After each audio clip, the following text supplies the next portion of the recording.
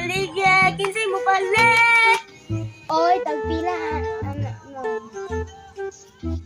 Ay, unsay mo, ma'am? Pilay kilo anak kol. Ay, kani.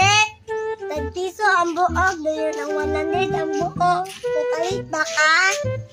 Kol, tagpisong buol kol, wala ko yung kwarta kol, mangutang ra ko kol. Ay, bawal. Mapuldoy ako ginosyo. Unsay ginusyo kol? Ay, sorry. Oy, negosyo da ay, negosyo. Ay, si kol, mangutang ko kol, be. Dili lagi project. Di ka na siya kasama. Mapuldoy lagi akong ginosyo. Kol, paano man na imong gibaligya kol? Dahil kinipagkas. Ikaw ba di kakasabot ka? Oh, mukha ka. Anak ko, imuhang baligya mo ikad. Style. Ikaw ba ang batahan ka? Bakit ka sabat? Pauli na di ato.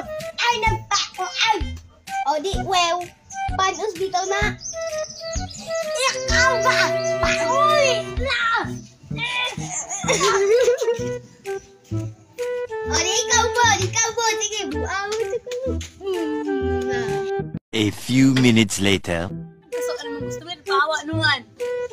Kalagot pang kaayo. Sige, pangutan na. Dahil na napot siya di aral. Panos man na yung pagkaon. Ikaw, bitukon. Ikaw, tambuko niya. Ikaw, pinasok ko. Ikaw ang imong baligyan. Gusto magkani na.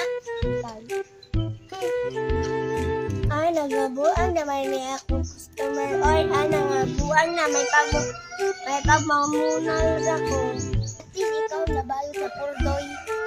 Sa may napoldoy? Ow! Ako, Dayan?